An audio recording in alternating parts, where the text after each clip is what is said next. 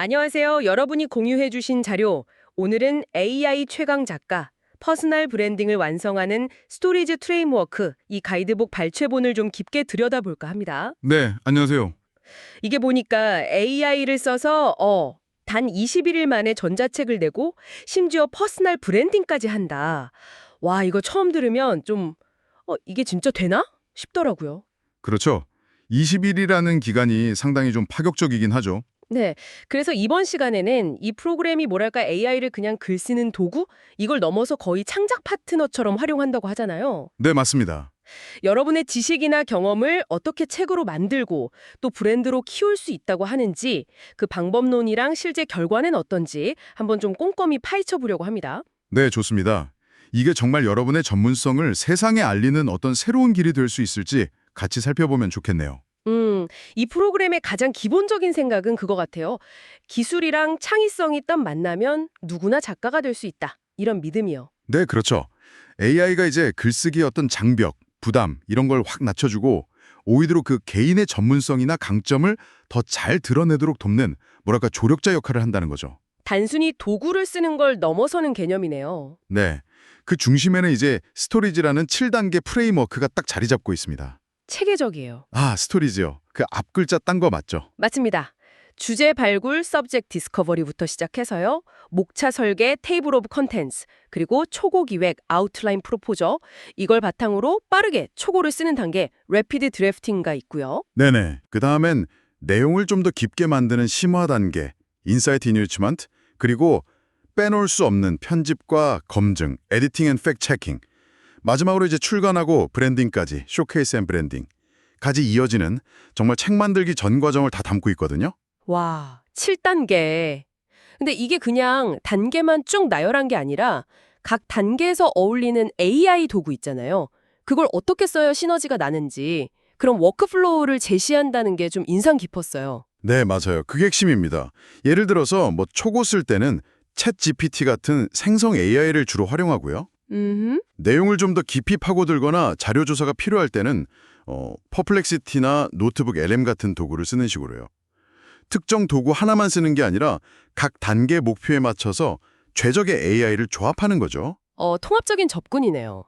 특히 그 초고 기획서 징심 접근법이라는 거요. 기획을 탄탄하게 하면 AI가 초고 쓰는 시간을 확 줄일 수 있다 이런 거죠. 네, 정확합니다. 그게 집필 효율성을 높이는 아주 중요한 전략 중 하나로 소개되고 있어요. 기획 단계에 공을 들이는 거죠. 역시.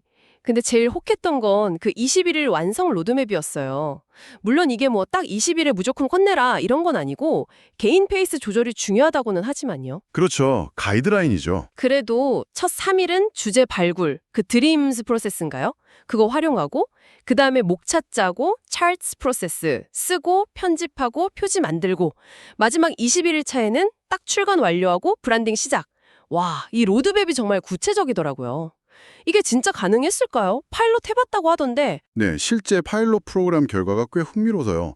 2024년 말부터 한 3개월 동안 3기에 걸쳐서 진행했는데 참가자가 46명이었거든요. 오, 꽤 많네요. 네, 근데 배경이 정말 다양했어요. 마케터, 의사 선생님, 교수님, 스타트업 대표님, 뭐 주부님까지.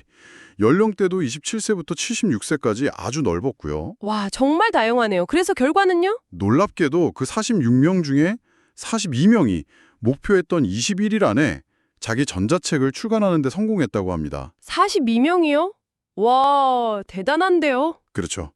근데 여기서 프로그램이 강조하는 건 단순히 빨리 썼다 이게 아니고요. AI 도움을 분명 받았는데도 저자 고유의 목소리, 그 사람만의 경험 이런 게 잘 담긴 꽤 질 높은 결과물이 나왔다는 점이에요. 아, 그게 중요하네요. AI가 썼다고 해서 다 똑같은 글이 나오는 게 아니라 네. 예를 들어서 그 자료에 김민서 씨의 디지털 디톡스 워크북 사례가 나오잖아요. 네네, 봤어요. 단순히 책만 낸 게 아니라 출간 3개월 만에 3,000부가 팔리고 심지어 기업 연수 프로그램으로까지 확장됐다고 하니까 이게 정말 그냥 책 한 권 뚝딱 만드는 걸 넘어서 퍼스널 브랜딩이랑 수익화까지 연결하려는 목표를 잘 보여주는 사례 같아요. 그러네요. 그럼 이 프로그램이 내세우는 다른 차별점을 또 뭐가 있을까요? 그 스토리즈 프로세스 말고도요?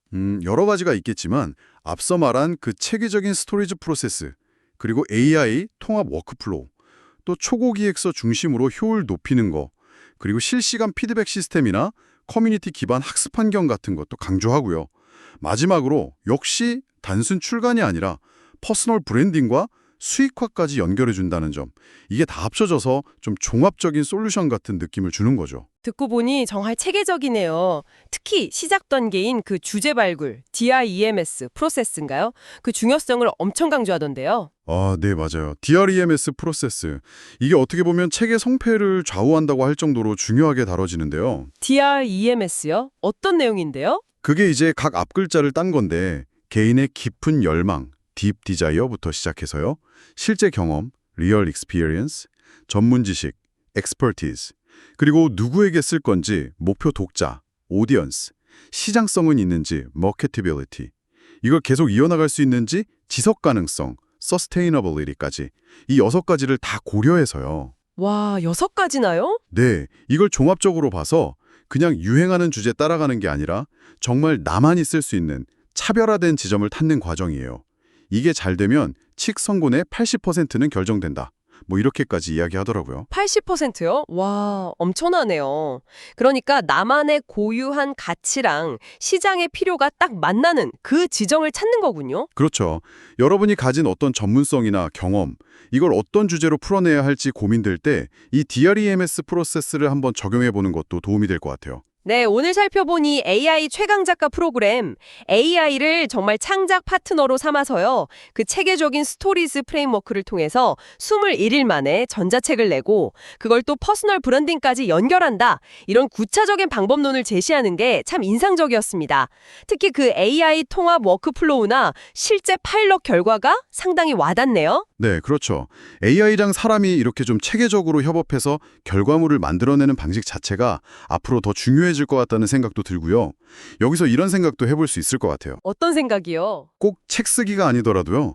여러분이 평소에 지식을 공유하거나 뭐 전문성을 표현해야 할 때 있잖아요. 예를 들면 중요한 업무 보고서를 쓴다거나 아니면 강연 준비를 한다거나 개인 프로젝트 기획 같은 거요. 네네, 많죠. 그런 활동에도 이런 식의 AI 협업 워크플로우를 한번 적용해보면 어떨까 하는 거죠. 여러분만의 방식으로 AI랑 좀 체계적으로 협업을 했을 때 과연 어떤 새로운 가능성들이 열릴 수 있을지 한번 상상해 보시는 것도 꽤 재미있는 자극이 될 것 같습니다.